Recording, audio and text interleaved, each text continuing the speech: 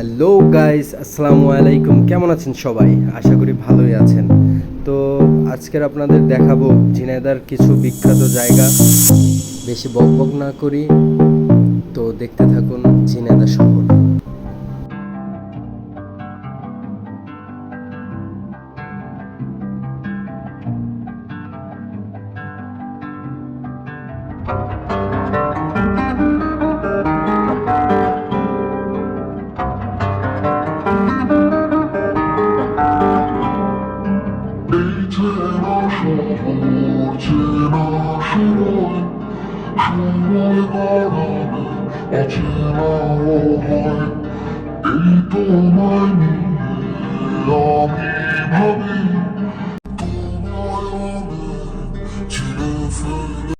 দেখতে দেখতে আমরা চলে আসলাম সেই মামার বিখ্যাত ঝালমুড়ির দোকানে, যেটা ঝিনাইদহর বাস টার্মিনালে অবস্থিত।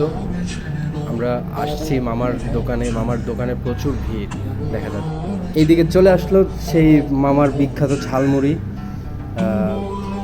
এটা আসলেই অসাধারণ ছিল। এবার খাওয়া দাওয়া শেষ করে আমরা চলে যাচ্ছি শহরের ভিতরে। শহর বলতে আমি বোঝাতে চাচ্ছি পায়রা চত্বর। এটা হচ্ছে ঝিনাইদহ শহরের মূল পয়েন্ট। এখানে আসলে বুঝতে পারবেন ঝিনাইদহ শহরটা কত সুন্দর।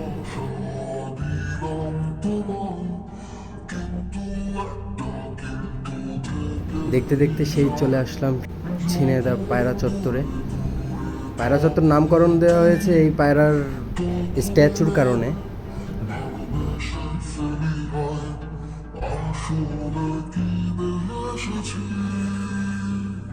পায়রা চত্বর পার হয়ে এবার চলে যাচ্ছি আমরা মুজিব চত্বরের দিকে।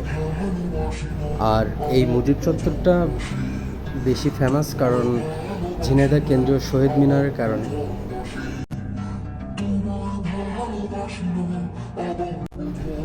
এখন আমরা অবস্থান করছি ঝিনাইদহ কেন্দ্রীয় শহীদ মিনারে। তো আপনাদেরকে এখন এই শহীদ মিনারটা ঘুরিয়ে ঘুরিয়ে দেখাবো।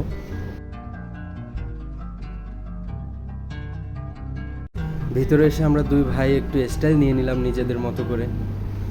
আর এত মানুষের কারণ হলো আজকের শুক্রবার, তো শুধু শুক্রবার না, এখানে প্রতিনিয়তই মানুষের ভিড় থাকে এরকমের সময়। এই হলো সেই ঝিনাইদহের বিখ্যাত শহীদ মিনার।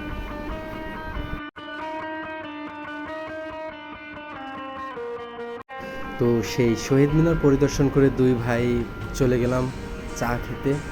ছোটো ভাইরা বললো যে চা খাওয়ার নাকি তার পিপাসা ধরছে। তারপরে আমি বললাম যে না, এখন চা খাবো না, আমরা একটু শহরটাকে ঘুরে দেখি। তো দেখতে দেখতে চলে আসলাম সেই আরাবপুর স্ট্যান্ড, বাস স্ট্যান্ড।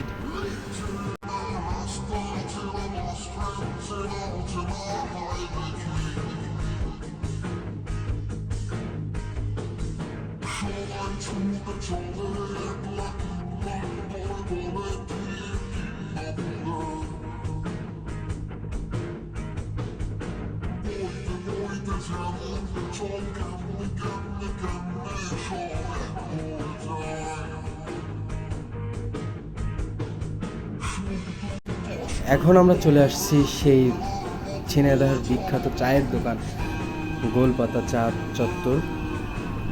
এটা হচ্ছে এখানকার সেই বিখ্যাত চা, যেটা মালাই চা নামে পরিচিত। খেতে অনেক সুস্বাদু। চায়ের দোকান থেকে বেরিয়ে আমরা চলে আসলাম সেই শিল্পকলা একাডেমির।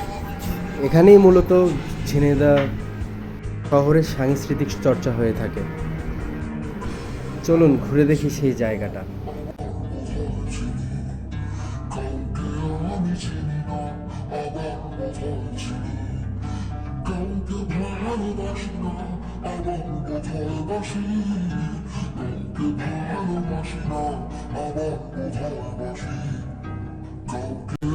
আজকের মতো ব্লগ এখানেই শেষ করছি, আমাদের গন্তব্য বাসার দিকে। ইনশাল্লাহ পরবর্তী ভিডিওতে আরও বড় কিছু নিয়ে আসছি। চোখ রাখুন single blogger. Thanks for watching video. ভালো থাকবেন, সুস্থ থাকবেন। আল্লাহ হাফেজ।